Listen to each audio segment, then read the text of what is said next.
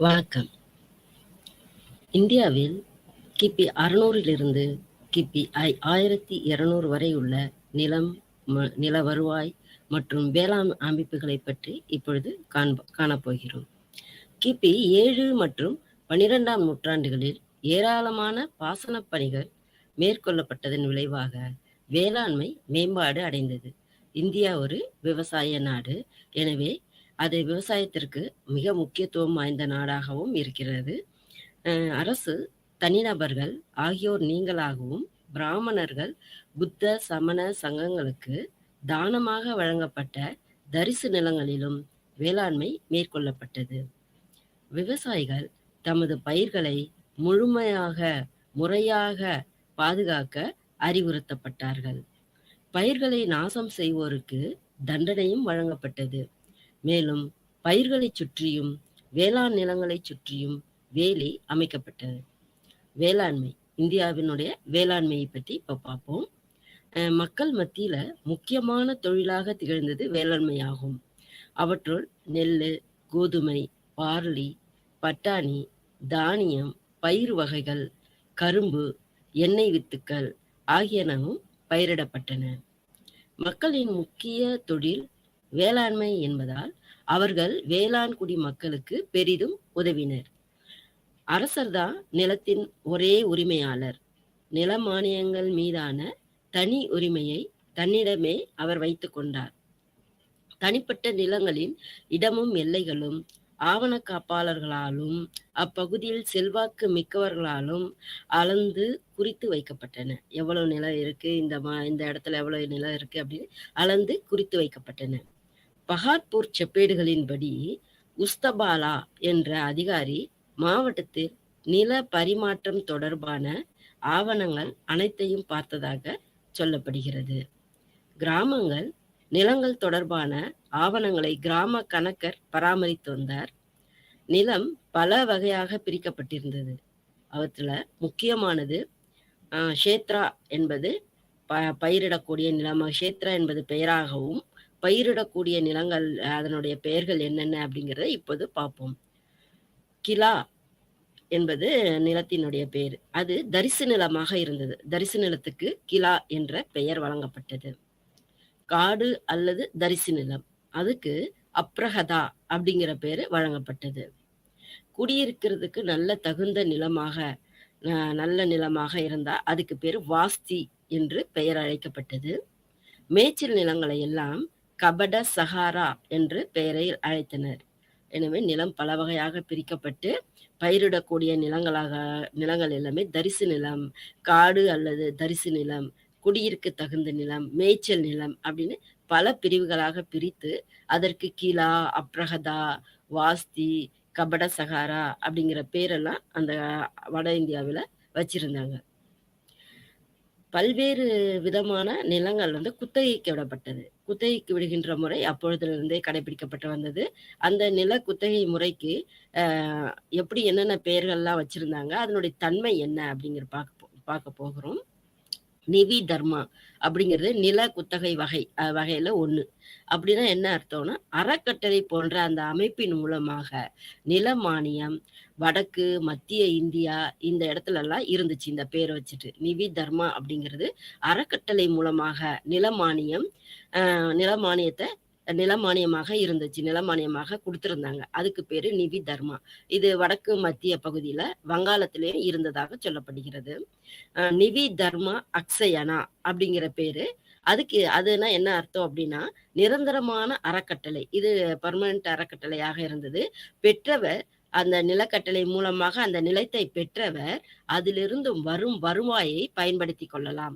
அந்த அறக்கட்டளையின் மூலமாக கொடுக்கப்பட்ட அந்த நிலத்திலிருந்து வருகின்ற அந்த விளைச்சல்களை, அந்த வருவாய்களை அவர்கள் பயன்படுத்தி கொள்ளலாம். அதுக்கு பேரு நிவி தர்மா அக்ஷயனா அப்படிங்கிற பேரு. அடுத்தது அப்ரதா தர்மா அப்படிங்கிற பேரு. அப்படின்னா இதுலயும் வருவாயை பயன்படுத்தி கொள்ளலாம். ஆனா இதுல இருந்து வருகின்ற அந்த வருமானத்தை பிறருக்கு தானமாக கொடுக்க முடியாது. அதுக்கு அவங்களுக்கு நிர்வாக உரிமையும் கிடையாது. தானமாகத்தான் குடுத்திருந்தா கூட, அவங்க மத்த யாருக்குமே தானமாக கொடுக்க முடியாது. நிர்வாக உரிமையும் அவங்களுக்கு கிடையாது. அவங்க மட்டும் அனுபவித்துக் கொள்ளலாம். அதுக்கு பேரு அப்ரதா தர்மா எனப்படுகிறது. அடுத்தது அடுத்த நில குத்தகை வகை வந்து பூமி சித்ரயானா அப்படிங்கிற ஒரு நில குத்தகை வகை. அப்படின்னா, தரிசு நிலத்த வந்து முதன் முதலாக சாகுபடி நிலமாக மாற்றுபவருக்கு தரப்படும் உரிமை. அந்த தரிசு நிலம்னால எதையுமே நம்ம வந்து பயிரிட முடியாது. அப்படி பயிரிட முடியாத அந்த நிலத்தை சாகுபடி நிலமாக மாற்றுபவருக்கு இந்த உரிமை வந்து இந்த நிலத்திலிருந்து குத்தகையிலிருந்து விலக்கு அளிக்கப்படுகிறது. அது அவங்களுக்கே வந்து சொந்தமாயிருது. அதான் அந்த பூமி சித்ரயானா. ஏன்னா தரிசு நிலம். அத அவங்க பண்படுத்தி நல்ல வளமான ஒரு பயிரிடக்கூடிய ஒரு நிலமாக மாற்றுறதுனால அவங்களுக்கு நில குத்தகையிலிருந்து விலக்கு அளிக்கப்பட்டது என்று சொல்லப்படுகிறது. இத தவிர நெறைய கொடைகள், நிலங்கள வந்து தானமாக கொடுக்கின்ற பழக்கம் முற்காலத்திலிருந்தே இருந்திருக்கு. அ அந்த நிலக்கொடைகள் என்னென்னலாம் வந்து குடுத்தாங்க அப்படிங்கிறதையும் படிக்க போறோம். அக்ரஹார மானியம் அப்படிங்கிறது, இந்த அக்ரஹார மானியம்ங்கிறது பிராமணர்களுக்கு தரப்படுவது. இது வந்து நிரந்தரமானது. அவங்களுக்கு பரம்பரையாக அத வந்து அனுபவித்துக் கொள்ளலாம். அவங்க வந்து வரி செலுத்த வேண்டிய அவசியம் கிடையாது. அது வந்து இந்த அக்ரஹார மானியம் அப்படிங்கிறது நிலக்கொடை. அந்த நிலங்களை கொடுத்தோனே அதுக்கு பேரு அக்ரஹார மானியம் என்று சொல்லப்படுகிறது. அடுத்து தேவ கிரகார மானியம். தேவ கிரகார மானியம். அப்படின்னா கோயில் மராமத்து, வழிபாடு இந்த பணிகளுக்காக பிராமணர்கள், வணிகர்கள் ஆகியோர்களுக்கு அளிக்கப்படும் நில மானியம். நில மானியமாக அரசர்கள் அளிக்கின்றனர். யாருக்கு அப்படின்னா, அந்த கோயில் மராமத்து பார்க்கிறவங்களுக்கும், அத வழிபாடு பண்றவங்களுக்கும், கோயில்ல வழிபாடு செய்பவர்களுக்கும் இந்த பணிகளுக்காக பிராமணர்கள், வணிகர்கள் அவர்களுக்கு கொடுக்கப்படுகின்ற அந்த மானியத்துக்கு பேரு தேவ கிரகார மானியம் என்று அழைக்கப்பட்டது. அடுத்தது சமய சார்பற்ற மானியம். இன்னொரு சமய சார்பற்ற மானியம். இது வந்து குறிப்பாக குப்தர்களுக்கு கீழாக நிலப்பிரபுகளுக்கு தரப்பட்ட மானியமாக சொல்லப்பட்டது. இது வந்து எந்த சமயத்தையும் சாராத ஒரு மானியம். இது குப்தர்கள் காலத்துல பயன்படுத்தப்பட்டது அப்படின்னு சொல்லலாம்.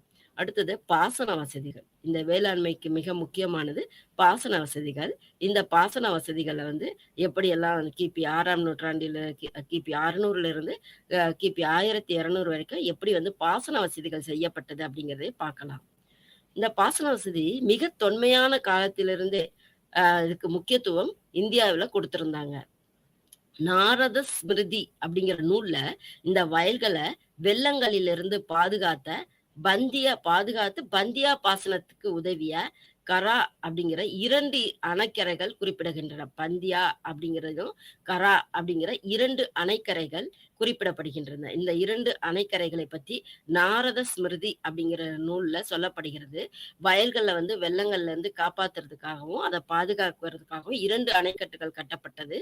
அந்த 2 அணைக்கட்டுகள் பந்தியா, கரா பந்தியாங்கிற பாசனத்துக்கு உதவுறதுக்கு கரா அப்படிங்கிற 2 வகை அணைக்கரைகள் கட்டப்பட்டன. தண்ணீர் தேங்குவதை தடுக்கிறதுக்கு ஜல நிர்காமா அப்படிங்கிற வடிகால்கள் இருந்ததாக அமரசிம்மர் தன்னுடைய நூல்ல வந்து குறிப்பிடுகிறார். தண்ணீர் தேங்கிருச்சு அப்படின்னு சொன்னா பயிர்கள் அழுகிடும் அப்படிங்கிறதுனால அந்த தண்ணீர் தேங்குறதுல இருந்து காப்பாத்துக்கிறதுக்காக நிறைய வடிகால்கள் கட்டப்பட்டன. அந்த வடிகால்களுக்கு பேர் வந்து ஜல நீர்கமா அப்படிங்கிறது பேரு அப்படிங்கிறத அமரசிம்மர் தன்னுடைய நூல்ல வந்து குறிப்பிட்டிருக்காரு. நதிகள்ல மட்டும் இல்லாம ஏரிகள்ல இருந்தும் குளக்கரைகள்ல இருந்தும் வாய்க்கால்கள் வெட்டப்பட்டன. குஜராத்ல கிர்னர் மலையினுடைய அடிவாரத்துல இருந்த சுதர்சனா ஏரி வந்து மிகவும் புகழ் பெற்றதாகவும் இருந்தது. நிறைய ஏரிகள் கட்டினாங்க. அதுல சுதர்சனாங்கிற ஒரு ஏரி மிகவும் புகழ் பெற்று இருந்துச்சு. இப்ப விவசாயம் தான் மிக முக்கியமான தொழிலாக நம்ம இந்தியாவினுடைய தொழில் விவசாயம் தான். அந்த விவசாயிகளுடைய நிலை எப்படி இருந்தது அப்படிங்கிறதையும் நம்ம பார்க்க போறோம். விவசாயிகளின் நிலைமை கீழ்நிலையில இருந்தது. ஜாதி காரணமாகவும் நிலங்களும் உரிமைகளும் மற்றவர்களுக்கு வழங்கப்பட்டதாலும் மானியங்கள் வழங்கப்பட்டதன் காரணமாகவும் அவங்க கொத்தடிமைகளான நிலைமைக்கு தள்ளப்பட்டனர். அவங்களுக்கு மிக கீழ்மையான நிலை இருந்தாங்க. ஜாதி காரணமாக நிலங்கள் உரிமைகளும் மற்றவங்களுக்கு கொடுக்கப்பட்டது. ஜாதியை காரணம் காட்டி அவர்களுக்கு கொடுக்கப்படவில்லை. அதை தவிர நிறைய நிலங்கள் மானியங்களாக மற்றவர்களுக்கு கொடுக்கப்பட்டு விட்டது. அதனால அவங்க கீழே இவங்க கொத்தடிமைகளாக இருந்தனர்.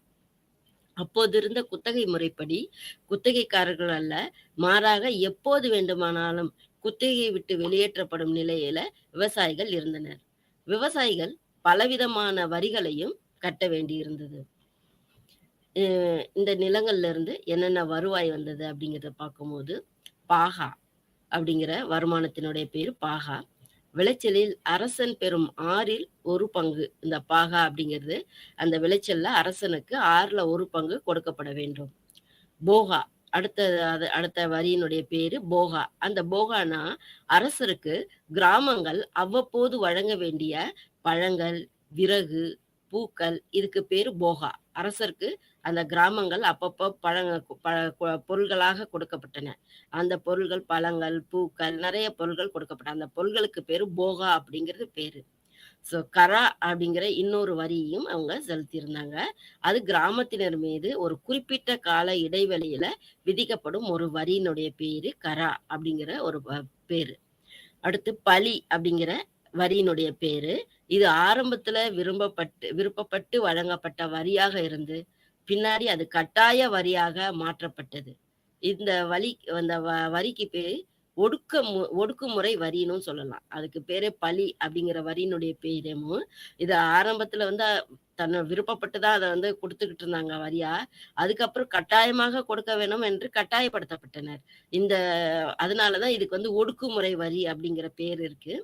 அடுத்து உதியங்கா அப்படிங்கிற வரியினுடைய பேரு. இந்த உதியங்கா வரி காவல் நிலையங்களுடைய பராமரிப்பிற்காக விதிக்கப்பட்ட காவல் வரியாக இருக்கலாம் அப்படின்னு சொல்லப்படுகிறது. அப்படி இல்ல அப்படின்னா, நீர் வரியாகவும் இருந்திருக்கலாம். ஆனாலும், இது விவசாயிகளின் மீது குடுக்கப்பட்ட கூடுதல் வரிதான் அப்படிங்கிறது தெரியுது. உதியங்கா அந்த வரியினுடைய பேரு உதியங்கா. காவல் நிலையுடைய பராமரிப்பாக குடுத்திருக்கலாம் அந்த வரிய. அப்படி இல்லன்னா, நீர் வரியாகவும் குடுத்திருக்கலாம். எப்படி இருந்தாலும் இது விவசாயிகளுக்கு ஒரு கூடுதலான வரியாகத்தான் இருந்திருக்குது. அடுத்து உபரிகரா அப்படிங்கிற வரியினுடைய பேரு. இதுவுமே ஒரு கூடுதல் வரிதான். இது எதற்காக வசூலிக்கப்பட்டனர் அப்படின்னா, நெறைய அறிஞர்கள் வேற வேற கருத்துக்கள சொல்லிட்டு இருக்காங்க. எதற்காக வசூலிக்கப்பட்டது அப்படிங்கிறது. அடுத்த வரியினுடைய பேரு பாகா. இத வில அ பாகாங்கிறத நம்ம பார்த்தோம். விளைச்சல் அரசன் பெறும் 6ல 1 பங்கு அப்படின்னுட்டு. அடுத்து உரிரண்யா அப்படிங்கிற பேரு. அது தங்க நாணயங்கள் மீது விதிக்கப்படும் வரி. இது நேரடி பொருள். தங்கத்தை நேரடியா வாங்கும்போது, அதுக்கு வரியும் செலுத்தி வாங்கப்பட்டது. இது நடைமுறையில ஒரு சில குறிப்பிட்ட தானியங்களினுடைய விளைச்சல 1 பங்கின அரசினுடைய பொருளாகவே குடுத்துட்டாங்க இதுக்கு. இந்த உரிரண்யா அப்படிங்கிற வரியை செலுத்தும்போது, இது தங்க நாணயங்கள் வாங்கும்போது, அதன் மீது செலுத்தப்படுகின்ற வரி. இது நடைமுறையில இருந்ததால, அந்த வரிய அது ஒரு பங்காக பொருளாகவே கொடுக்கப்பட்டது அப்படின்னு சொல்லப்படுகிறது. அடுத்து வாதபூதா. அந்த வரியினுடைய பேரு வாதபூதா. இது காற்றுக்கும், ஆவிகளுக்கும் செய்ய வேண்டிய சடங்குகளுக்காக விதிக்கப்பட்ட பல்வேறு வரிகள் அப்படின்னு சொல்லப்படுகிறது. அடுத்து உரளி வகரா அப்படிங்கிற வரி. இது கலப்பை வைத்திருக்கும் ஒவ்வொரு உழவரும் கண்டிப்பாக கட்ட வேண்டிய வரி பேரு உரளி வகரா அப்படிங்கிற பேரு. அடுத்து கல்கா அப்படிங்கிற வரி. இது வர்த்தகர்கள் நகரத்திற்கோ, துறைமுகத்திற்கோ கொண்டு வரும் வணிக சரக்குகளின் அரசருக்கான பங்கு. அந்த பங்கினுடைய பேரு தான் கல்கா. அது வரியாக செலுத்தப்படுகிறது. யாரு? வர்த்தகர்கள் நகரத்திற்கோ, துறைமுகத்திற்கோ கொண்டு வருகின்ற அந்த வணிக சரக்குகளில் அரசருக்கான பங்கு கொடுக்கப்பட்டது. இதை சுங்க நுழைவு வரிகளுக்கு ஒப்பிடலாம். அது ஒரு ஒரு இடத்துல இருந்து இன்னொரு இடத்துக்கு போகும்போது சுங்க வரி கொடுக்கிறோம் இல்லையா? அந்த மாரி அதுக்கு ஒப்பிடலாம் அப்படின்னு சொல்லப்படுகிறது கல்காங்கிற வரி. அடுத்து கிளிப்தா, உபகிளிப்தா அப்படிங்கிற வரிகள். அது நிலப்பதிவின் போது ரெஜிஸ்டர் பண்ணும்போது, நிலப்பதிவின் போது விதிக்கப்படுகின்ற விற்பனை வரி. இப்படி அம் நிலத்தினுடைய வருமானத்துல ஒரு பகுதி பாகம் இல்லைன்னா அரசின் பங்கு அப்படின்னு கொடுக்கப்பட்டது. நாட்டுப்புற மக்களின் மீது விதிக்கப்பட்ட சில வரிகளும் துறைமுகங்கள், ஓடக்கரைகள், பாதுகாப்புள்ள தளங்கள் ஆகிய இடங்களிலிருந்து கிடைத்த சுங்கமும் அரசாங்க வருவாயில ஒரு பெரும் பகுதியை அளித்தன என்றே சொல்லலாம். அரசனது உபயோகத்திற்கென ஒதுக்கப்பட்ட சுரங்கம் மற்றும் நிலத்திலிருந்தும் சிற்றரசர் செலுத்தி வந்த திரைப்பணத்திலிருந்தும் உபரி வருமானம் கிடைத்தது. அரசினரோட உபயோகத்திற்கென ஒதுக்கப்பட்ட அந்த சுரங்கத்திலிருந்தும், நிலத்திலிருந்தும், சிற்றரசர்கள் செலுத்தி வந்த திரைப்பணத்திலிருந்தும் ஒரு பெரிய வருமானம் கிடைத்தது. வரிகளை பொருளாக வசூல் செய்வது வழக்கம். அப்படி இருந்தாலும், பணமாக செலுத்துவதுமே வழக்கமாக தான் இருந்தது. பொருளாக மட்டும் இல்லாமல், பணமாகவோ செலுத்தவும் அங்கு வந்து அனுமதிக்கப்பட்டது. கட்டாய சேவையும், கட்டாய வரியும் வழக்கத்தில் இருந்தது. திபெத்தின் எல்லைப்புறங்கள்ல கார்வி போன்ற பொட்டவிஷ் என்ற நிலத்துல வேலை வாங்கும் நூதனமான ஒரு வழக்கமும் இருந்தது. தேவையான நெருக்கடி நேரங்கள்ல வரி வசூலிக்கும் வழக்கம் இருந்தது. இந்த இந்த வரிகளை தவிர, நெருக்கடி காலங்கள்ல அன்னைக்கு தேவை அப்படிங்கும்போது, அரசர்களால வரி வரி வசூலிக்கின்ற ஒரு நிலைமையும், அங்க வழக்கமும் இருந்தது என்று சொல்லலாம். கொள்ளை கூட்டத்தினரின் தொல்லைகள்ல இருந்து மக்களை காப்பதற்காக மத்திய அரசால் தனி வரிகள் விதிக்கப்பட்டன. கொள்ளை கூட்டத்திலிருந்து காப்பதற்காக மத்திய அரசு தனி வரிகளை விதிச்சு பணம் வசூலித்தது. இடைக்கால கல்வெட்டுல காணப்படுகின்ற மல்லகரமும், துருஷ்ய துருஷ்க தண்டமும் இதனுடைய இந்த 2மே வரிகளினுடைய பேர் தான்.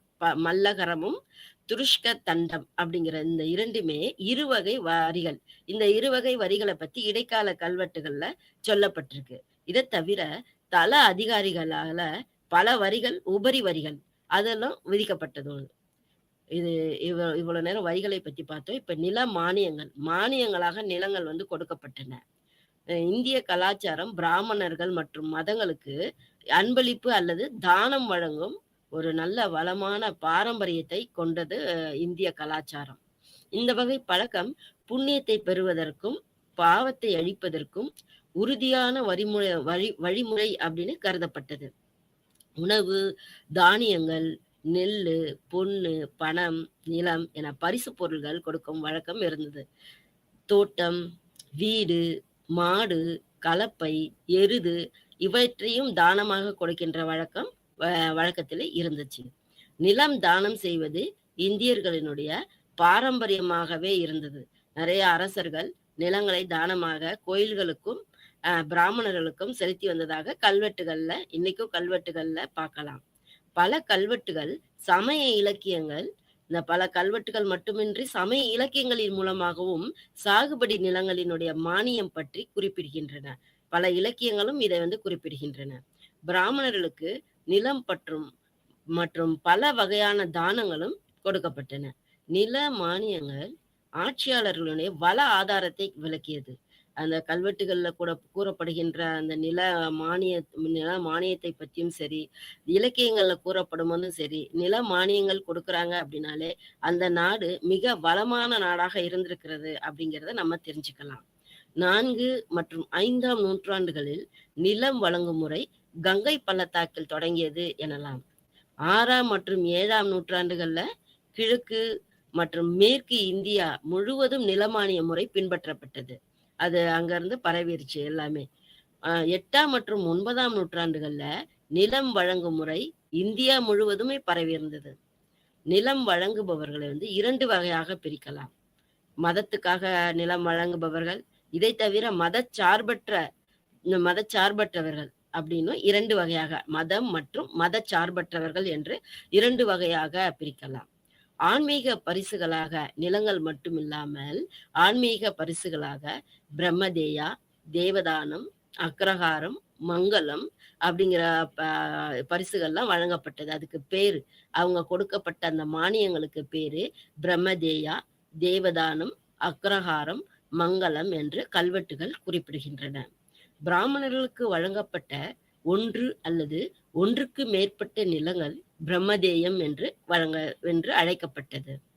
அக்ரஹாரம், மங்களம் இந்த 2மே பிராமணர்களுக்கு வழங்கப்பட்ட வரி இல்லாத கிராமங்கள் ஆகும். அக்ரஹாரம், மங்களம் என்பது கோயில்களுக்கு வழங்கப்பட்ட நிலங்கள் தேவதானம் என்று அழைக்கப்பட்டது. பிரம்மதேயம் மற்றும் தேவதானம் விவசாயத்தின் வளர்ச்சிக்கு வித்திட்டது மட்டுமில்லாமல் சமூகத்துல பிரிவினையும் பிற்காலத்துல வந்து ஏற்படுத்தியது அப்படின்னு சொல்லலாம். கிபி 7ஆம் நூற்றாண்டுக்கு பின் மதச்சார்பற்ற மானியங்கள், மதச்சார்பற்ற நோக்கங்களுக்காக அரசருக்கு நிர்வாகத்தில் உதவிய அந்த அதிகாரிகள், பாதுகாப்பு அமைச்சர்கள், இராணுவத்தினர் ஆகியோருக்கு வழங்கப்பட்டன. கிபி 7ஆம் நூற்றாண்டிற்கு முன் பிராமணர்களுக்கு மட்டுமே இது வழங்கப்பட்டதாக இருந்துச்சு. 7ஆம் நூற்றாண்டுகளுக்கு பின் இந்த மானியங்கள் மதச்சார்பற்ற மானியங்கள் என்று அழைக்கப்படுகின்ற அந்த மானியங்கள் அரசருக்கு உதவியாக இருக்கின்ற, நிர்வாகத்தில் உதவியாக இருந்த அதிகாரிகள், பாதுகாப்பு அமைச்சர்கள், இராணுவத்தினர் இவர்களுக்கும் வழங்கப்பட்டன. கிபி 10 மற்றும் 12ஆம் நூற்றாண்டுகள்ல தமிழ்நாடு, வங்காளம், குஜராத், ராஜஸ்தான், அஸ்ஸாம் மற்றும் ஒரிசாவுல நிலமானியங்கள் பெற்ற அமைச்சர்கள் மற்றும் இதர அதிகாரிகள் எல்லோரும் மிகவும் செல்வாக்கு பெற்றவர்களாக இருந்தனர். இவ்வாறு விவரிக்கப்பட்ட வளர்ச்சிகள் பல்வேறு வேறுபாடுகளை மக்களிடத்தில் ஏற்படுத்தியது என்று சொல்லலாம். மதம் மற்றும் மத சார்பற்ற மானியங்கள் பிராமணர்கள் மற்றும் இதர சமூகத்தினரை பொருளாதாரத்தில் இணைத்தது. பிராமணர்களுக்கு மட்டும் இல்லாமல் மற்றவர்களுக்கும் நிலமானியம் கொடுக்கும் போது பொருளாதாரத்துல இருவரும் சமமாக கருதப்பட்டனர். மத சார்பற்ற மானியங்கள் அரசருக்கு நிர்வாகம் மற்றும் பாதுகாப்பில் உதவி இருந்தவர்களுக்காக, அவர்கள் உதவி செய்ததற்காக கொடுக்கப்பட்டது. அந்த நிலத்திற்கான உரிமைகள் என்னென்ன அப்படிங்கிறத இப்ப பார்ப்போம். வரலாற்றாசிரியர்கள் நிலத்தின் மீதான உரிமைகள் பற்றி 3 வகையான நிலைப்பாடுகளை குறிப்பிடுகின்றனர்.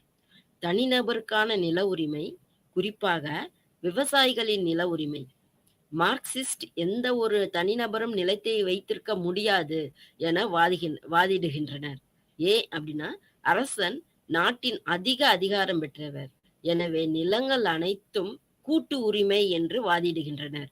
இது தனிநபருக்கு மட்டுமே நில உரிமைகள் கிடையாது, இது எல்லாருக்குமே பொதுவான நில உரிமை என்று மார்க்சிஸ்ட் அதை சொல்றாங்க. சோ அரசன் நாட்டினுடைய அதிக அதிகாரம் பெற்றதுனால அந்த அரசனுக்கும் அந்த நிலங்கள் மீதான அதிகாரம் இருக்கின்றன. எனவே இந்த அதிகாரம் என்பது தனிநபருக்கு மட்டுமல்லாமல் அரசருக்கும் சேர்த்து மக்கள் அனைவரும் சேர்ந்து கூட்டு உரிமை என்று வாதிடுகின்றனர் மார்க்சிஸ்ட். நிலமானிய சாசனங்களின் அடிப்படையில் நிலத்தின் மீது தரப்படுத்தப்பட்ட உரிமைகள் மற்றும் சலுகைகள் நில உரிமையாளர்களுக்கு வழங்கப்பட்டது. நிலமானியங்கள் நிலத்தினுடைய உரிமைகள்ல அடிப்படை மாற்றங்களை கொண்டு வந்தது. இதெல்லாம் பண்டைய காலத்துல இந்தியாவில் அரசருக்கும் மற்றும் விவசாயிகளுக்கும் நிலத்தின் மீது உரிமைகள் இருந்தன. அரசருக்கும் மற்றும் விவசாயிகளுக்குமே நிலத்துல உரிமை இருந்தன. ஆனால் ஆரம்ப இடைக்காலத்தில் நிலமானியங்கள் வழங்கப்பட்டதனால் அந்த நிலமானியங்கள் மூலமாக இடைக்கால உரிமைகள் உருவாக்கப்பட்டன. நிலங்கள் சொந்த இருந்தவர்களுக்கு மட்டும் உரிமை இல்லை, நில மானியம் பெற்றவர்களுக்கும் உரிமை என்றது வந்த பிறகு பல இந்த நிலமானியங்கள் மூலம் இடைக்கால உரிமைகள் உருவாக்கப்பட்டன. சோ நாளடைவில் நில மானியங்கள் அழிக்கப்பட்டன, நிலத்தின் சமூக உரிமைகள் பறிக்கப்பட்டன, சமூக வகுப்புவாதங்கள் உருவாக்கப்பட்டன. இந்த சொத்துக்கள் பிற்காலத்தில் நில பிரபுத்துவ சொத்தாக மாறியது. இம்மாற்றம் உற்பத்தி வழிமுறைகள் மற்றும் செயல்முறையை மிகவும் பாதித்தது. விவசாயிகளை அடிபணிய வைத்தது. நிலத்தின் மீதான தனி மனித உரிமைகள் வளர ஆரம்பித்தன. யக்ஞவலாக்கியா மற்றும் பிரகஸ்பதி நில உரிமைகளை 4 தரங்களாக குறிப்பிடுகின்றன. அவை என்னென்ன பார்க்கும்போது, மகிபதிங்கிறது நில உரிமை யாருக்கு? அரசருக்குரிய நில உரிமைக்கு பேரு மகிபதி. க்ஷேத்திர சுவாமின், இது அந்த மண்ணின் எஜமானர் என்று அழைக்கப்படுகிறது. கார்ஷாக்கா உழவர்களுக்கு கொடுக்கின்ற அந்த நில உரிமைக்கு பேரு கார்ஷாக்கா மற்றும் துணை குத்தகைக்காரர் என்றும் அழைக்கப்படுகிறார். அப்ப இந்த நில உரிமைகளை 4 தரங்களாக குறிப்பிடுகின்றன யக்ஞவலாக்கியா மற்றும் பிரகஸ்பதி என்ற நூலு. மகிபதி, க்ஷேத்திர சுவாமின், கார்ஷாக்கா மற்றும் துணை குத்தகைக்காரர்கள் என்று பிரிக்கப்படுகிறது. விவசாயிகள் தங்கள் நிலங்களின் உரிமையாளராக இருந்தனர். ஆனால் நில உரிமை மாதிரி மாற்றப்பட்டது. நிலமானியங்கள் விவசாயிகளின் சுதந்திர தன்மையை மாற்றியது. நில உரிமையாளர்கள் குத்தகைதாரர்களாக மாற்றப்பட்டு கீழ்நிலை விவசாயிகளிடையே வகுப்பாக மாறியது. கிபி 800 முதல் அரசன் நிதி மற்றும் நிதியுடன் தனி மனித உரிமைகளையும் வழங்க தொடங்கினார். நில பிரபுக்களுக்கான நிர்வாக உரிமைகள் சரியான நேரத்தில் பரம்பரை பரம்பரையாக அதனியங்கள் நிலம் மற்றும் துணை ஊடுருவல் மீதான படிநிலை உரிமைகளுக்கு வழிவகுத்தது. நடைமுறை உற்பத்தி செய்த உபரியில் வாழும் நில பிரபுக்களின் படிநிலையை உருவாக்கியது. உண்மையான விவசாயிகள் தோன்றிய பல்வேறு வகையான நில உரிமையாளர்கள், அவங்களுக்கு என்னென்ன பேரு அப்படின்னா, விவசாயிகள் தவிர மகா மண்டலேஸ்வரர், மண்டலேஸ்வரா, மண்டலிகா, சமந்தா, மகா சமந்தா, தக்குரா, இவங்களுக்கு நில உரிமையாளர்களுக்கு பெயர்களாக வழங்கப்பட்டன. மகா மண்டலேஸ்வரா, மண்டலேஸ்வரா, மண்டலிகா, சமந்தா, மகா சமந்தா, தக்குரா என்று பெயர்கள் வழங்கப்பட்டன. விவசாயிகளுக்கு உறவுகள், விவசாயத்துக்கும் இந்த நிலத்திற்குமான உறவுகள் எப்படி இருந்துச்சு அப்படின்னு பார்க்கும்போது மிகவும் சிக்கலானதாக இருந்தது. ஏன்னா நில பிரபுத்துவனுடைய வருகையினால பல மாற்றங்கள் உருவாயின. முதல்ல நிலங்கள் நிலத்துக்கு சொந்தக்காரர்கள் இருந்தாங்க. அதனால விவசாயிகளுக்கு நிலங்கள் சொந்தங்களாக இருந்தன. ஆனா நிலத்தை மானியமாக வழங்கப்பட்ட பிறகு நில பிரபுத்துவ முறை வர ஆரம்பிச்சிச்சு. அதனால பல மாற்றங்கள் உருவாக ஆரம்பித்தது. நில சொத்தின் வடிவங்கள், உற்பத்தி உறவுகள், நில உரிமை மற்றும் நிலத்தின் மாற்றத்தோடு விவசாயமும் கணிசமாக மாற ஆரம்பித்தது.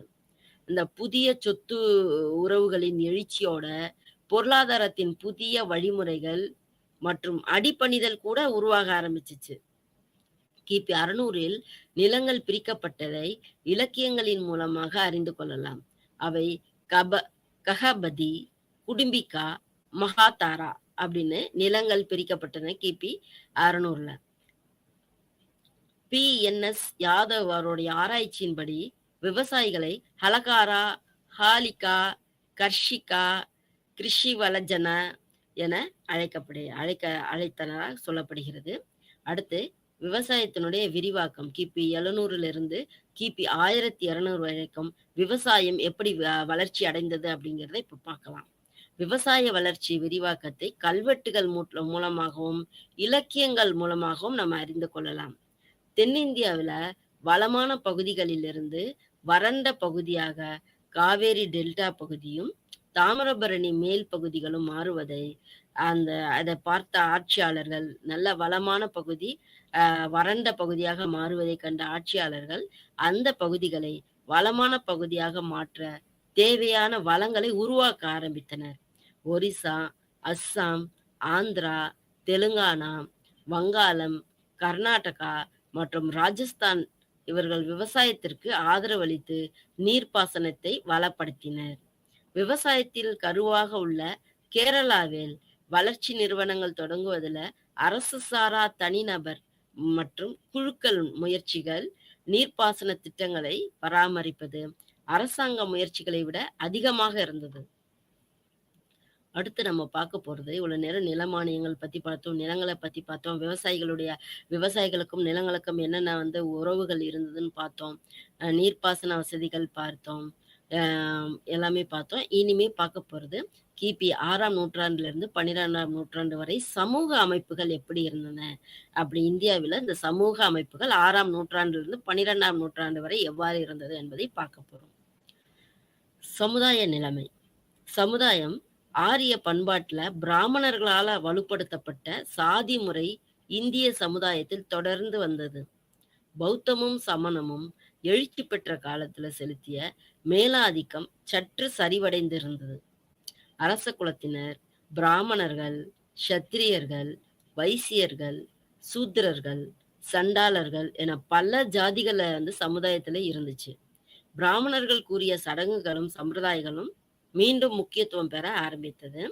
பிராமணர்களுடைய செல்வாக்கு மீண்டதால் ஜாதி முறையும் மறுபடியும் வலிமை அடைய ஆரம்பித்தது. சூத்திரர்கள் எனப்பட்டோர் சமுதாயத்தில் அடிமட்டத்தில் இருப்பவர்களாகவே கருதப்பட்டனர். ஜாதி தொழில்கள் என பல இருந்தாலும் அவற்றை எல்லோரும் கடைபிடிப்பது கிடையாது. பிராமணர்களுள் சிலர் விவசாயத்திலும் ஈடுபட்டிருந்தனர். சத்திரியர்களும் விவசாயம் செய்தனர். இதை தவிர பல்வேறு தொழில்களையும் அவர்கள் செய்தனர். வைசியர்கள் பெரும்பாலும் வாணிபத்திலே கவனம் செலுத்தி வந்தனர். சூத்திரர்கள் பெரும்பாலும் விவசாயத்திலும் இருந்தனர். ஒவ்வொரு ஜாதிக்கும் குறிப்பிடப்பட்ட கடமைகள் செய்ய வேண்டும் என்று சமுதாயம் எதிர்பார்த்தது. ஜாதி கடமைகளிலிருந்து தவறியவர்களுக்கு தண்டனையும் வழங்கப்பட்டது. புரோகிதர் தொழில் வகுப்பை சார்ந்தவர்களும் படை வீரர்களாகவே இருந்தனர். வைஷ்யர்களும் சூத்திரர்களும் பேரரசை ஆண்டதாக சொல்லப்படுகிறது. திருமண விதிகள் அங்க மிக கடுமையாகவே இல்லை. பல வகை ஜாதியினர், இனத்தினர், சமயத்தினர் ஆகியோரிடையே கலப்பு மணம் நடைபெற்றது. நீதி, சரித்திர நூல்கள் முந்திய காலத்தவரான அந்நியர் சிலரை இழிக்குல சத்திரியர் என்று குறிப்பிடுகின்றன. மத்திய பிரதேசத்திலுள்ள உயர் ஜாதியினர் உயிரினங்களை கொல்வதில்லை, போதை தரும் மருந்து அருந்துவது இல்லை, வெங்காயம், உளி போன்ற பொருள்களை உண்பது கிடையாது என தன்னுடைய நூல்ல பாகியான் தன்னுடைய நூல்ல குறிப்பிட்டிருக்கிறார். இப்ப குடும்ப முறை, இந்த குடும்ப முறை எவ்வாறு இருந்தது அப்படின்னு பார்க்கும்போது, குடும்பம் சமுதாயத்தினுடைய அடிப்படை அழகாக இருந்தது. அது கூட்டு குடும்ப முறையே கடைபிடிக்கப்பட்டது. 2 அல்லது 3 தலைமுறையினர் கூட்டு குடும்பமாகவே இருந்தனர். குடும்பத்துல ஆண் தான் மிகவும் மதிக்கப்பட்டார். குடும்பத்தில் இருக்கிற அனைவருக்கும் ஆணை பிறப்பிக்கும் அந்த உரிமை ஆண் மகனுக்கு மட்டுமே இருந்தது. சொத்துரிமை ஆண் மகனுக்கு மட்டும்தான் இருந்தது.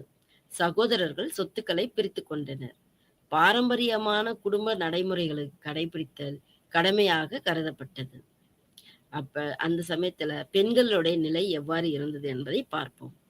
பெண்களின் நிலை போற்றத்தக்கதாக அமையவில்லை. மழலை பருவத்தில் தந்தையினுடைய பாதுகாப்பிலும், மணமான பருவத்தில் கணவனின் பாதுகாப்பிலும், வயதான காலத்தில் மகனின் பொறுப்பிலும் பெண் வாழ வேண்டும் என்கிற நிலைதான் இருந்துச்சு. மழலை மாறாத நிலையிலேயே பெண்ணுக்கு திருமணம் செய்யும் வழக்கமும் இருந்தது. பெண்ணுக்கு கல்வி தேவையில்லை என்ற பிராமணிய கருத்து நடைமுறையில் இருந்தது. சில உயர்குல பெண்கள் ஓரளவு கல்வி அறிவு பெற்றிருந்தனர். நடனம், இசை மற்றும் ஓவியம் போன்ற கலைகளிலும் தேர்ந்திருந்தனர். உடன்கட்டை ஏறும் வழக்கம் அங்க இருந்துச்சு. பெண்கள் அந்த நிலைக்கு கட்டாயப்படுத்தவில்லை. ஆனால் கைம்பெண்கள் அளவுக்கு மீறிய கட்டுப்பாடுகள் அவர்களுக்கு இருந்துச்சு. கைம்பெண்கள் பலர் மொட்டையடிக்கப்பட்டனர் என்று அல்பருனி தன்னுடைய நூல்ல குறிப்பிட்டுள்ளார். கோயில்களில் தேவரடியார்களாக பணியாற்ற பெண்கள் அப்பொழுதே இருந்தனர் என்பதை தெரிந்து கொள்ளலாம். இந்த காலத்துல உயர்குல பெண்கள் அரசியலையும் பங்கு பெற்றிருந்தனர். காஷ்மீர், ஒரிசா, ஆந்திர நாடு ஆகிய இடங்களில நேரடி ஆட்சி செய்த அரசிகளும் இருந்தனர். இந்திய அரசி ஒருவர் தன் சகோதரருடைய துணையுடன் அரசு நடத்தினார் என்று சீன குறிப்புகள் மூலமாக தெரிந்து கொள்ளலாம். பெண்டீர் சில மாகாணங்களில், குறிப்பாக கன்னட பகுதிகளில் மாகாண கவர்னராகவும் கிராம தலைவியாகவும் பணியாற்றி வந்தனர். தக்காணத்தில் உள்ள அரசுகுல பெண்டீர் இசையிலும் நாட்டியத்திலும் வல்லவர்களாக இருந்ததோடு பொது அரங்கிலும் தனது திறமையை வெளிப்படுத்தி மக்களை மகிழ்வித்தனர்.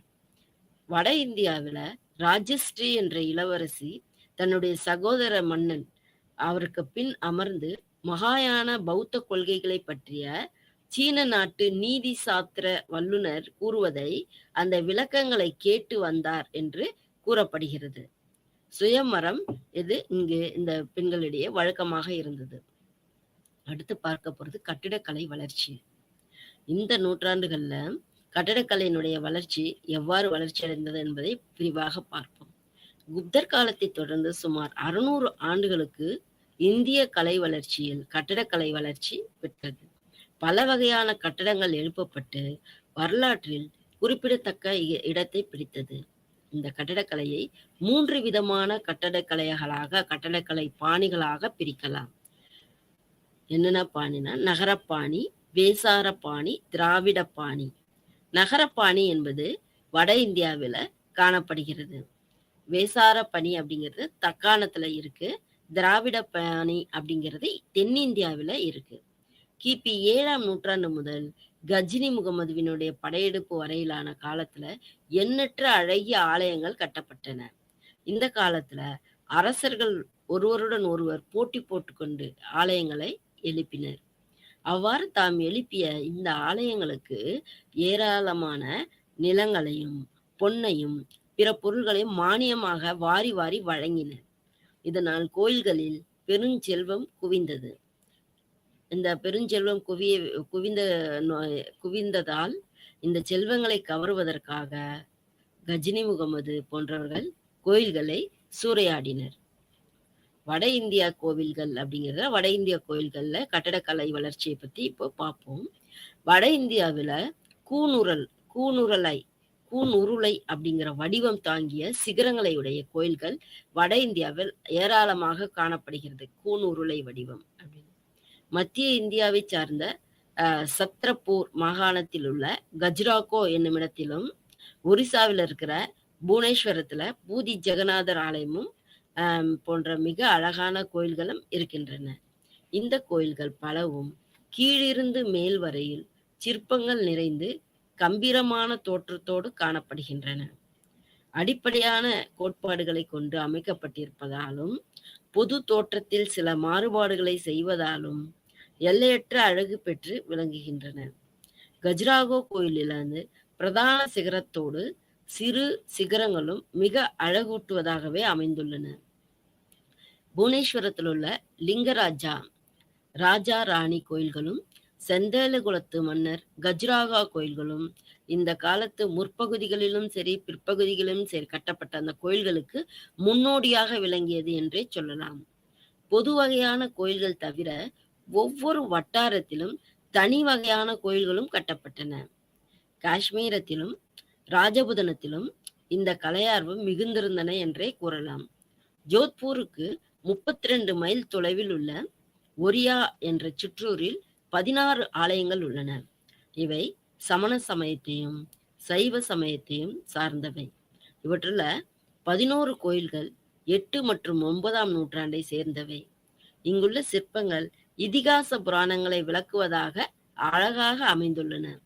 காஷ்மீரத்தில் 8ஆம் நூற்றாண்டு முதல் கட்டடக்கலை மிக வேகமாக வளர்ச்சியடைந்தது. குப்தர்கள் கால கட்டடக்கலையை விட காஷ்மீரத்தினுடைய கட்டடக்கலை மிக சிறந்திருந்தது அப்படின்னு அறிஞர்கள் கூறுகின்றனர். காந்தாரத்து கிரேக்க பௌத்த கலைகளின் தொடர்ச்சியாகவே காஷ்மீரத்தினுடைய கலை இருந்ததாக சொல்லப்படுகிறது. காந்தாரத்தினுடைய கிரேக்க கலை தொடர்ந்து காஷ்மீரத்திலையும் அங்க தொடர்ச்சியாகவே இருந்தது என்று கூறப்படுகிறது. காஷ்மீரத்தினுடைய கோயில்கள்ல கோபுரமோ தூண் நிறைந்த மண்டபங்களோ இல்லாதது குறிப்பிடத்தகுந்தது. குளம் போன்ற சில நீர் நிலைகளின் நடுவுல தான் இந்த ஆலயங்கள் அமைக்கப்பட்டன. அவந்திவர்மன் இவர் கிபி 855 கிபி 883 வரை ஆண்டு வந்தார். அவர் ஸ்ரீநகருக்கு 18 மைல் தென்கிழக்கில் ஜீலம் நதிக்கரையில் அவந்திபுரம் என்ற புதிய தலைநகரையே அங்கு நிர்மாணித்திருந்தார். அது அழிந்துபட்டு அந்த இடத்துல அவந்தீஸ்வரர் என்ற சிவனது ஆலயமும் அவந்தி சுவாமி என்ற விஷ்ணு ஆலயம் மட்டும்தான் எஞ்சியுள்ளது. அவந்திவர்மன் ஏற்படுத்திய அந்த அவந்தபுரம் என்ற தலைநகரம் அழிந்துவிட்டு அதுல அவந்தீஸ்வரர் என்ற சிவன் ஆலயமும் அவந்தி சுவாமி என்ற விஷ்ணுவினுடைய ஆலயம் மட்டும்தான் எஞ்சிருந்ததாக கூறப்படுகின்றன. வடக்கு பஞ்சாப்ல உள்ள உப்புமலை மலைப்பகுதியில வடமேற்கு எல்லைப்புற மாநிலத்திலும் காஷ்மீரத்து கட்டிடக்கலையோடு காந்தார கலையோடும் தொடர்பு கொண்ட பல கோயில்கள் கட்டப்பட்டன. மார்த்தாண்டர் கோயில், அபுமேட்டில் உள்ள தில்வாரா கோயில்கள் இந்த இரண்டும் இந்த கால கட்டடக்கலைக்கு சிறந்த எடுத்துக்காட்டுகளாக சொல்லலாம். சிறிய அளவுடைய இந்த கோயில்களுக்கு சிகரங்கள் எதுவும் அமைக்கப்படவில்லை. கர்ப்ப பிரகாரத்தில் மேல் அமைந்திருக்கும் மணிகூண்டும் முன்புறத்தில் அமைந்திருக்கும் மண்டபத்தில் உள்ள தூண்களும் வர்ணிக்க இயலாத அழகான பொலிவுடன் காட்சியளிக்கின்றன. கடினமான கல்லை ஓலை போன்ற தாளை வெட்டுவது போன்று கையாண்டிருப்பது மிக விந்தையாக இருந்தது. அங்கு காணப்படும் அலங்கார வேலைப்பாடுகள் புனித சக்திக்கு அப்பாற்பட்டு இருந்தது என்றே சொல்லலாம். இந்த இவற்றுள்ள ஒன்று கிபி 1032ஆம் ஆண்டில் விமலா ஷா என்ற அமைச்சராலும், மற்றொன்று கிபி 1231 தேஜபாலன் என்ற அரசராலும் எழுப்பப்பட்டன. இப்போ சமயத்தை பத்தி பார்ப்போம். இவ்வளவு நேரம் கட்டடக்கலை பார்த்தோம், வட இந்தியாவில் இருக்கிற கோயில்களுடைய அழகையும் பார்த்தோம், அங்க இருந்த அந்த கட்டடக்கலையினுடைய வளர்ச்சியும் பார்த்தோம். இப்ப சமயம் என்னென்ன சமயம் இருந்ததுன்னு பார்ப்போம். கிபி 300 முதல் கிபி 1200 வரை இருந்த சமயத்தை பார்ப்போம். இந்த காலகட்டத்தை பிராமண சமய மறுமலர்ச்சி காலம் என்றே கருதலாம். பிராமண சமயம் மன்னர்களுடைய பேராதரவு பெற்று இருந்தது. வேத காலத்துல போற்றப்பட்ட கடவுளர்கள் பின்னே தள்ளப்பட்டனர். ருத்ரன், விஷ்ணு போன்ற கடவுள்கள் முக்கியத்துவம் பெற்றனர். மத வழிபாட்டிற்கு பிராமணர்கள் மிக முக்கியமானவர்கள் என்ற நிலை ஏற்பட்டது. சைவ சமயமும் வைணவ சமயமும் தழைத்தோங்கியது. வேள்வியில பால், தானியம் இருந்த போதிலும் தர்மம் நிலைநாட்டுவது அரசனுடைய முக்கிய கடமையானதாக கருதப்பட்டது. சமயம் சடங்குகள் நிறைந்ததாகவும் சமுதாயம் ஜாதிகள் நிறைந்ததாகவும் மாறின. ஆண்டவனுக்கும் மக்களுக்கும் இடையில இடைத்தரகர்களாக பூசாரிகள் எழுந்தனர். இது போன்ற மாற்றங்கள் புத்த சமயம், சமண சமயம் என்ற புதிய சமயங்கள் உருவாவதற்கு வழிவகுத்தது அப்படின்னு சொல்லலாம். புராணங்களும் இதிகாசங்களும் பார்க்கும்போது பிராமணர்களால பதிவு செய்யப்பட்ட தொன்மை கதைகளாக இருந்தன. இவை தொடக்கத்துல பாணர்களால தான் பாடப்பட்டிருந்துச்சு. தொன்மை கதைகளாக பழமையான அந்த கதைகளை கூறுபவைகளாகவே புராணங்களும் இதிகாசங்களும் இருந்தன. பிற்காலத்தில் பிராமணர்கள் சமஸ்கிருதத்தில் பாடல்களை இயற்றப்பட்டன. இதை மீண்டும் இயற்றினர் சமஸ்கிருதத்தில். இவற்றை இந்துக்களினுடைய புனித பணுவல்களாக மாற்றும் முயற்சியாக இந்து பிரிவுகள், சடங்குகள், பழக்க வழக்கங்கள் அனைத்தும் விரிவான முறையில சேர்க்கப்பட்டன. சமஸ்கிருத மொழியில எழுதப்பட்டன, மீண்டும் எழுதப்பட்டது. இவ்வாறாக பிராமணிய விளக்கங்களுடன் மீட்டுறவும் செய்யப்பட்டது. மகாபாரதம், ராமாயணம் ஆகிய இதிகாசங்கள் மெருகேறி செம்மையடைந்தது. தமது இறுதி வடிவத்தை அது அடைந்தது என்றே கூறலாம். இந்த 18 முக்கிய புராணங்கள் பட்டியலிடப்படுகின்றன.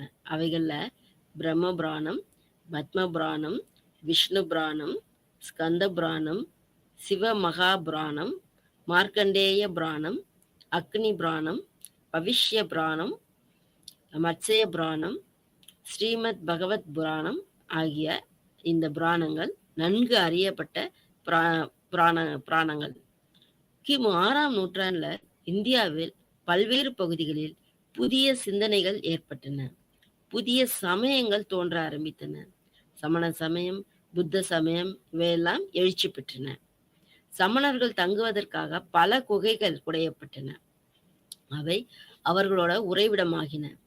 உதயகிரி, அபுகுன்று, எல்லோரா, கிர்னீர், சித்தூர், மதுரை போன்ற ஆகிய இடங்கள்ல அத்தகைய குகைகள், சமண குகைகளை காணலாம். சமண இலக்கியங்கள் பல தோன்ற ஆரம்பித்தன. இந்த காலகட்டத்தில் 12 அங்கங்கள், 12 உப அங்கங்கள், 10 பிரகீர்ணங்கள், 6 சேத்த சூத்திரங்கள், 4 மூல சூத்திரங்கள் இவையெல்லாம் சமண இலக்கியங்கள்ல அடங்கும். சமண இலக்கியங்கள்ல தொடக்கத்துல இந்த சமண இலக்கியங்கள் பிராகிருத மொழியில எழுதப்பட்டன. பின்னர் தான் சமஸ்கிருத மொழியில் எழுதப்பட்டன. இவர்களது முயற்சியால் சமண மத கோட்பாடுகளை பரப்ப பல இந்து புராணங்களும் இதிகாசங்களும் சமண சமய கண்ணோட்டத்துல மாற்றி அமைக்கப்பட்டன. புத்த மதம் இந்தியாவில் பரவியதோடு மட்டுமில்லாமல் பல்வேறு கிழக்கிந்திய நாடுகளிலும் விரைந்து பரவியது. சீனா, திபெத், இலங்கை, மலேசியா, பர்மா, தாய்லாந்து, ஜப்பான் ஆகிய பல இடங்கள்ல புத்த மதம் பரவ ஆரம்பித்தது. இந்த புத்த மதத்தினுடைய கொள்கைகள் பல நாட்டு மக்களை கவர்ந்தெழுத்தது என்றே சொல்லலாம். தொடக்க கால புத்த இலக்கியங்கள் மக்கள் மொழியான பாலி மொழியில இயற்றப்பட்டன. பின்னர் இது சமஸ்கிருத கலப்புடன் கவிதையும் வசனமுமாக மீண்டும் எழுதப்பட்டன. ஆரிய தேவர், ஆரிய அசங்கர் ஆகியோர் குப்தர் காலத்தின் குறிப்பிடத்தக்க எழுத்தாளர்களாக இருந்தனர். தர்க்க அறிவியல் சார்ந்த முதலாவது முழுமையான பௌத்த நூல் வசுபந்து அப்படிங்கிறவரால இக்காலகட்டத்தில் எழுதப்பட்டது. இது புத்த மதம் சொல்லும் போதே மிக முக்கியமான நாலந்தா பல்கலைக்கழகம். இந்த நாலந்தா பல்கலைக்கழகத்தை பத்தி நம்ம தெரிஞ்சுக்கிற வேண்டியது மிக முக்கியமானதாகும். மகாவிகாரா, இந்த பல்கலைக்கழகத்தின் இன்னொருடைய பேரு மகாவிகாரா. இது புத்த மத பெயராக வழங்கப்பட்டது. பிற்காலத்தில் தான் நாலந்தா பல்கலைக்கழகம் என்ற பெயர் இடப்பட்டது. இந்தியாவினுடைய பண்டைய மகத பேரரசுல இருந்தப்போ இது மிகப்பெரிய புத்த மடாலயமாக இருந்தது. இது 5ஆம் நூற்றாண்டிலிருந்து 1200 வரை மிகவும் புகழ்பெற்ற கல்விச்சாலையாக இருந்தது. வேதகால கல்வியினை மிகவும் முறைப்படுத்தப்பட்ட வழிமுறைகள் இந்தியாவினுடைய தொடக்க கால பல்கலைக்கழகங்கள் அதுல சொல்லப்பட்டது. இந்த தொடக்க கால பல்கலைக்கழகங்கள் நாலந்தா பல்கலைக்கழகங்களுக்கு முன்னாடி தட்சசீலம், விக்ரமசீலா போன்ற பெரிய கல்வி நிலையங்களும் இருந்தன. சமணம், பௌத்தம் ஆகிய இரு சமயங்களும் போட்டியாக இருந்து இந்தியாவில தலையாய சமயமாக வளர்ச்சியுற்ற பிராமண சமயமாக இருந்தது. பௌத்த சமயத்தின் செல்வாக்கு இதன் காரணமாக பக்தி மார்க்கம் பிராமண சமயத்துல வளர ஆரம்பித்தது. ஏன்னா பௌத்த சமயம் இந்தியாவில் மட்டுமில்லாமல் பல உலகில் உள்ள பல நாடுகளிலும் பரவ ஆரம்பித்தோன்னே பிராமண சமயம் திரும்பவும் பக்தி மார்க்கத்துல சிறந்து விளங்க ஆரம்பித்தது. வைஷ்ணவம் வங்காளத்திலும் தமிழ்நாட்டிலும் இது நன்கு வளர்ச்சியுற்றது. இதை தவிர பிராமணர்கள் என்று சொல்லும்போது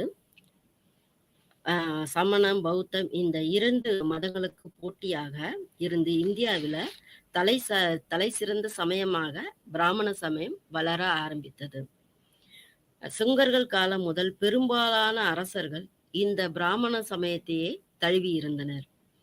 இந்த சமயத்தை இந்தியா முழுவதும் பரவ எல்லோரையும் ஈர்த்த சமயமும் பிராமண சமயமாகவே இருந்தது. பௌத்த சமயத்தினுடைய செல்வாக்கு காரணமாக தான் பக்தி மார்க்கம் பிராமண சமயத்தில் ஏற்பட்டது.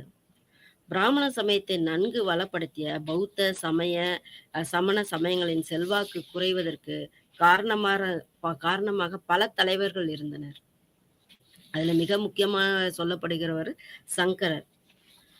இவர் பல வேதங்களையும் பிற நூல்களையும் நன்கு கற்று இந்தியா முழுவதும் சென்று பிராமண சமயத்தை பற்றி விரிவாக பரவுறதுக்கு வழிவகுத்தார். சூத்திர பாஷ்யம் அப்படிங்கிற நூல் இவருடைய நூல்கள்ல மிக சிறந்த நூலாக கருதப்படுகிறது. பிற சமயங்களுக்கு எதிராக இந்த பிராமண சமயத்தை நன்கு வளர்ப்பதற்காக இந்தியாவினுடைய 4 மூலைகளிலும் 4 மடங்களை நிறுவினார் இந்த சங்கரர் என்பவர். வடகோடியில இமயமலைகளுக்கு இடையில பத்ரிநாத்திலும், மேற்கு இந்தியாவில கத்தியவாரில், துவாரகையிலும், கிழக்கு கடற்கரையில ஒரிசாவில பூரியிலும், தெற்குல மைசூர்ல சிருங்கேரியிலும் 4 மடாலயங்களை ஏற்படுத்தி பிராமண சமயத்தை வளர்ப்பதற்கு உதவினார் என்று கூறப்படுகிறது. இவருடைய ஏராளமான எழுத்து பணியும் மற்ற நடவடிக்கைகளும் காணும் போது இவ்வளவு இந்த இளம் வயதுல இந்த அளவுக்கு அவர் பிராமண சமயத்தை வளர்த்தார் என்றே சொல்லலாம். இலக்கியம் அப்படிங்கிறத பார்க்கும்போது நம்ம பல்கலைக்கழகங்கள்லாம் படித்தோம். இலக்கியம் பார்க்கும்போது கிபி 7ஆம் நூற்றாண்டுல சமஸ்கிருத இலக்கியங்களை இயற்றியவர்கள் மிக முக்கியமானவர்கள் அர்ஷர், பானபட்டர், இவங்கெல்லாம் மிக முக்கியமானவர்கள். ரத்னாவலி, பிரியதர்ஷிகா, நாகானந்தம் இந்த 3 நாடகங்களை ஹர்ஷர் எழுதினார். இவற்றை வேறு வேறு ஆசிரியர்கள் எழுதினர் என்றும் பலரும் கருத்துக்களை தெரிவிக்கின்றனர். பாணர், மயூரர், திவாகர் முதலியோர் ஹர்ஷரால் ஆதரிக்கப்பட்ட புலவர்களாவர். மயூர சதகம் அல்லது சூரிய சதகம் என்ற நூலை மயூரர் எழுதினார். இதற்கு போட்டியாக தேவி சதகத்தை பாணர் எழுதினார். திவாகரரை பற்றி நன்றாக தெரியவில்லை. பாத்ருஹரியும் பட்டியும் 6ஆம் நூற்றாண்டின் இறுதியிலும் 7ஆம் நூற்றாண்டில் வாழ்ந்த பெருங்கவிஞர்களாக இவர்கள் இருந்தனர். பாத்ருஹரியும் பட்டியும் இவர்கள் இருவரும் 7ஆம் நூற்றாண்டில் வாழ்ந்த மிக பெரிய கவிஞர்கள் அதிகமான பேர்கள் இருந்தனர். இந்த இலக்கியங்களை வளர்த்ததில் அவர்களுக்கும் பங்கு உண்டு. 7ஆம் நூற்றாண்டுல தான் வான நூல்லையும் கணிதத்திலும் சிறந்த அறிஞர்கள் பலர் உருவாயினர். இந்த நூற்றாண்டை பிரம்மகுப்தர் அப்படிங்கிறவர் இந்த நூற்றாண்டை சேர்ந்தவர் தான். இவர் வான நூல்லையும் கணிதத்தில மிக சிறந்த அறிஞர் ஆவார். பணினியின் அஷ்டாத்தியாயிக்கு விளக்க உரையாக காசிகா விருத்தி அப்படிங்கிற நூலை எழுதிய ஜெயாதித்யரும் வாமனரும் சிறந்த இலக்கண ஆசிரியர்களாக இருந்தனர். பர்த்ருஹரி முதல் வாமனர் வரையிலான அனைவரை பற்றியும் இட்சிங் அப்படிங்கிறவர் தன்னுடைய நூல்ல எழுதியிருக்கிறார். சீன பயணி இட்சிங்கிறவர் தன்னுடைய நூல்ல எழுதியிருக்கிறாரு. அடுத்து 8ஆம் நூற்றாண்டுல வாழ்ந்த நாடக ஆசிரியர்களுள் மிகவும் முக்கியமானவர் ஏன்னா பவபூதி அப்படிங்கிறவரு மிக முக்கியமானவராக இருந்தாரு. இவரு விதர்ப்பத்துல மிக சிறந்த நூல்கள் பலவற்றையும் எழுதி பல நாடகங்களையும் அவர் எழுதியிருக்கிறாரு. பட்ட நாராயணர் அப்படிங்கிற நாடக ஆசிரியரும் இந்த காலத்தை சேர்ந்தவர் தான். 7ஆம் நூற்றாண்டினுடைய பிற்பகுதியில 8, 9ஆம் நூற்றாண்டுகள்ல பல அறிஞர்கள் இந்த இலக்கியத்திற்கு உதவி புரிந்தனர். வேணி சம்ஹாரம் என்ற நாடகத்தையும் எழுதியுள்ளனர். பட்ட நாராயணா அப்படிங்கிறவரை எழுதியுள்ளார்.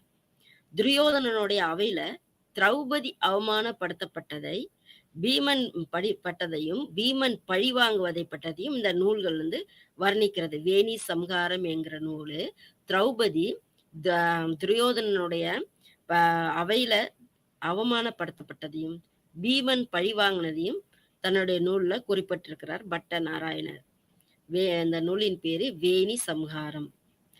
கிருதார்ஜுனியம் அப்படிங்கிற புகழ்மிக்க காவியத்தை படைத்தவர் மகாகவி பாரவி அப்படிங்கிறவரு. இவரை கிபி 6ஆம் நூற்றாண்டுல பிற்பகுதி வாழ்ந்ததுனால முற்பகுதியில இறந்துட்டார் அப்படின்னு சொல்லலாம். இவங்க எல்லாருமே 8ஆம் நூற்றாண்டை சேர்ந்தவர்கள். பின்னர் 9ஆம் நூற்றாண்டுல அவந்திவர்மன் உட்பலர்த அவையில் ஆனந்தவர்த்தனர், சிவசுவாமி ரத்னாகரர், அபிநந்தர் ஆகியோர் இருந்தனர். அவந்திவர்மனுக்கு அடுத்த சங்கரவர்மனின் அவையில பல்லதர் அப்படிங்கிறவர் இருந்தார். ராஜசேகர், விசாகதத்தர், பீமர், முராரி முதலியோரும் கவிஞர்களாக இந்த பகுதியில இருந்தனர்.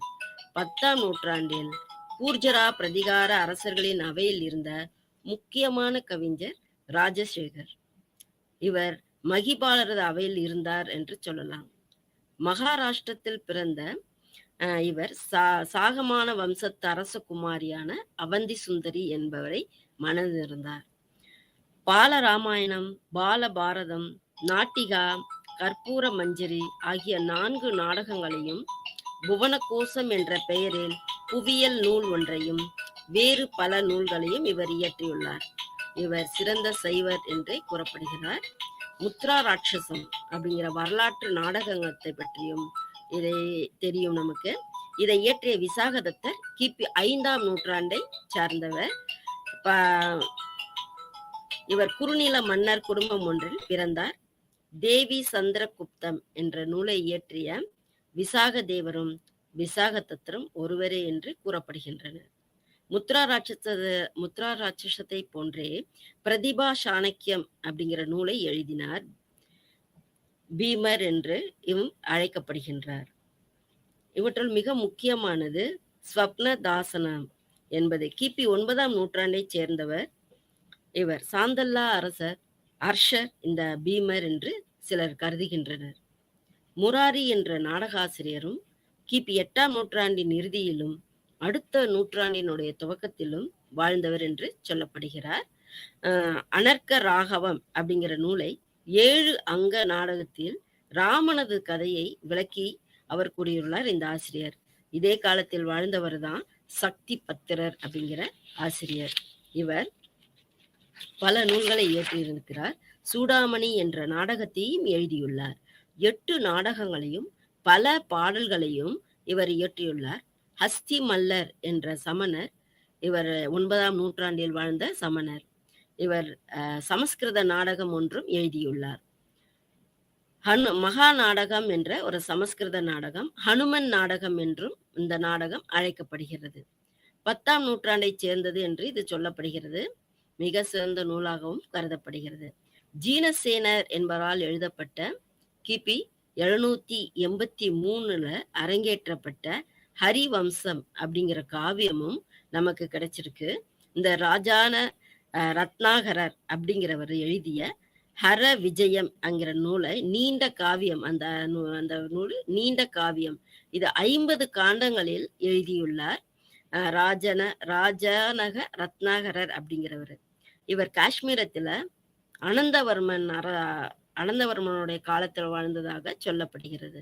இப்படி ஏராளமான காவியங்களும், நாடகங்களும், பாடல்களும் கிபி 7ல் இருந்து 12ஆம் நூற்றாண்டு வரை அ எழுதப்பட்டிருந்தது. 12ஆம் நூற்றாண்டுல வங்காளத்துல லக்ஷ்மண சேனரது அவையில வாழ்ந்த ஜெயதேவர் அப்படிங்கிறவர் எழுதிய கீத கோவிந்தம் இந்த பாடல் பாடுவதற்கு மிக இனிமையாக இருந்தது. இவ்வாறு பல அம் பல நூல்களையும், பல கட்டடங்களையும் கட்டிய பெருமை இந்த நூற்றாண்டைச் சார்ந்ததுக்கு மிக சிறப்பானதாகும். இந்தியாவினுடைய கட்டடக்கலையும், இலக்கியம் மற்றும் சமயத்தையும் சிறந்த சிறந்த முறையில் எடுத்துச் செல்வதற்கு இந்த நூற்றாண்டு பிற்காலத்தில் வந்த கட்டடக்கலைக்கும் மிக எடுத்துக்காட்டாக விளங்கியது என்றே கூறலாம். பல பல்கலைக்கழகங்களை பற்றியும் பார்த்தோம். கல்வி முறையை பற்றியும் பார்த்தோம். இவ்வளோ நேரம் நிலமானிய முறையிலிருந்து பார்த்தோம். நிலமானிய முறை மற்றும் என்னென்ன விவசாயிகளுடைய நிலைகள் எப்படி இருந்தன, சமயம் எப்படி இருந்துச்சு, என்னென்ன புதிய சமயங்கள் வந்திருந்தன என்றும் பார்த்தோம். கலை, கட்டடக்கலை வளர்ச்சியை பற்றியும் இந்த நூற்றாண்டில் எவ்வளவு வளர்ச்சி அடைந்தது என்றும் பார்த்தோம். இந்த கலை, கட்டடக்கலை பல இன்று இருக்கின்ற கட்டடக்கலைக்கு முன்னோடியாக இருந்தது என்றும் பார்த்தோம். பல்கலைக்கழகங்களுடைய வளர்ச்சியும் பார்த்தோம். கல்வி வளர்ச்சி எவ்வாறு இருந்தது என்பதையும் பார்த்தோம். கல்வி கற்பதற்கு பெண்களும் முன் வந்தார்கள் என்பதையும் பார்த்தோம். பெண்கள் உடன்கட்டை ஏறும் வழக்கம் இருந்தாலும் அது கட்டாயமில்லை என்பதும் பார்த்தோம். இரண்டாவது, அவங்க ஒரு அரசி நம்ம படிச்சதுலயே அரசி தன்னுடைய அண்ணனுடைய அவையில இருந்து அந்த சீன இலக்கியங்களை பத்தி கேட்டதையும் நம்ம பார்த்தோம். இவ்வாறு பல வளர்ச்சிகளையும் இந்த கிபி 300லிருந்து கிபி 6ஆம் நூற்றாண்டிலிருந்து 12ஆம் நூற்றாண்டு வரை பல வளர்ச்சிகளையும் நாம பார்த்தோம். ஸோ இந்த பீகார்ல இருந்த பல பௌத்த தத்துவங்களும் இங்க பீகார்ல அதிகமாக இருந்துச்சு. புத்த சமயம் வளர்ச்சி அடைந்ததும் இந்த பீகார்ல அதிகமாக இருந்தது. தீபங்கர ஸ்ரீ நானர் அப்படிங்கிறவர் அழைக்கப்பட்டனர். இவர் இந்த பல்கலைக்கழகத்தின் தலைவராக கூட நியமிக்கப்பட்டார். விக்ரமசீலன் என்ற பல்கலைக்கழகத்தின் தலைவராக நியமிக்கப்பட்டவர் தீபங்கர ஸ்ரீ ஞானர் என்பவர். விக்ரமசீல பல்கலைக்கழகத்துல 1038ல திபேத்துக்கு போய் மகாயானத்தை வளர்க்கப்பட்டு இவர் தீபங்கர ஸ்ரீ நானர் என்பவர் திபேத்துக்கு சென்று மகாயானத்தை பரப்ப முற்பட்டு அங்க காலமானார் என்று தெரிய வருகிறது. இவர் 6 விதமான பாடங்களையும் கற்பிப்பதற்காக ஒரு கிளை கல்லூரிகள் வளர்ந்திருந்தன. இதுல ஒவ்வொரு தலைவரும் 108 ஆசிரியர்களுமே இருந்தனர் என்று இந்த விக்ரமசீல பல்கலைக்கழகத்தை பத்தி நம்ம தெரிஞ்சுக்கலாம். புகழில்லாத இந்த விக்ரமசீல பல்கலைக்கழகத்துல நிறைய மாணவர்களும் சேர்த்து கொள்ளப்பட்டனர் என்றும் நம்ம பார்க்கலாம். அதுக்கப்புறம் நாலந்தாவுக்கு அருகில ஓடண்டபுரி அப்படிங்கிற ஊர்ல முதலாம் கோபாலர் அப்படிங்கிறவர் இந்த புத்தருக்காக மடாலயங்களை நிறுவி இருந்தார். இவ்வாறு சமயங்களினுடைய வளர்ச்சிகளும் இந்த காலகட்டத்தில் வளர்ச்சி அடைந்தது என்று தெரிந்து கொள்ளலாம்.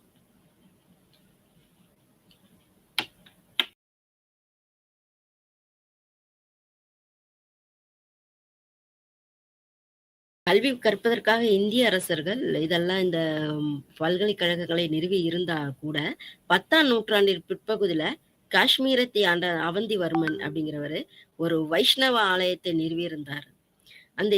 இந்த வைஷ்ணவ ஆலயத்தை நிறுவியிருந்து அந்த வட இந்தியாவில் வரும் மாணவர்களுக்குன்னு ஒரு மடத்தையும் இவர் நிறுவியிருந்தாரு. நிறைய இந்த மடங்கள் கல்வி சாலைகளாக பணியாற்றியிருந்தன. கட்டடக்கலை என்பதை நம்ம பார்த்தோம். இந்த கட்டடக்கலை அப்படிங்கிறது நாகரபாணியிலிருந்து நிறைய நாகரபாணிகள் தான் இந்த காஷ்மீரத்துல இருந்து நிறைய கட்டடக்கலை வளர்ந்தது அப்படின்னு பார்த்தோம். நம்ம அது நாகரபாணியில அவங்க பின்பற்றி இருந்தனர் அப்படிங்கிறத சொல்லியிருப்போம். ஸோ கட்டடக்கலையும் சரி, இந்த காலத்து வடக்கோயில்கள்ல பல முகமதியினுடைய படையெடுப்புகளால் அழிந்தன என்றே சொல்லலாம். பாடத்திலிருந்து ஏராளமான கோயில்கள் இவ்வாறுதான் அழிக்கப்பட்டன. இவர்களுக்கு பின்னாடி கஜினி முகமதனுடைய படையெடுப்புக்கு பின் நம்மளுடைய கோயில்கள் கலை கட்டடக்கலை வளர்ச்சி அனைத்தும் அழிந்து போனது. இது முஸ்லிம் இந்த கஜினி முகமதனுடைய படையெடுப்பிற்கு பின் தன்னுடைய ம நம்மளுடைய ஆலயங்களிலிருந்து கொண்டு வந்த பொருள்களை கொண்டு தான் அ ப டெல்லியில குதிப்பினாரை கட்டினார் அப்படின்னு சொல்லலாம். கஜினி முகமது காலத்துல கட்டப்பட்ட கோயில்கள் அனைத்தும் பார்த்தீங்கன்னா, இங்கிருந்து கொண்டு போகப்பட்ட அந்த செல்வங்களை வைத்தே கட்டினார் என்று சொல்லலாம். அ அஜ்மீரில் உள்ள மசூதியில காணப்பட்ட தூண்கள் 50க்கும் அதிகமான இந்து கோயிலிருந்தே கொண்டு வரப்பட்டது என்று சொல்லலாம். வணக்கம்.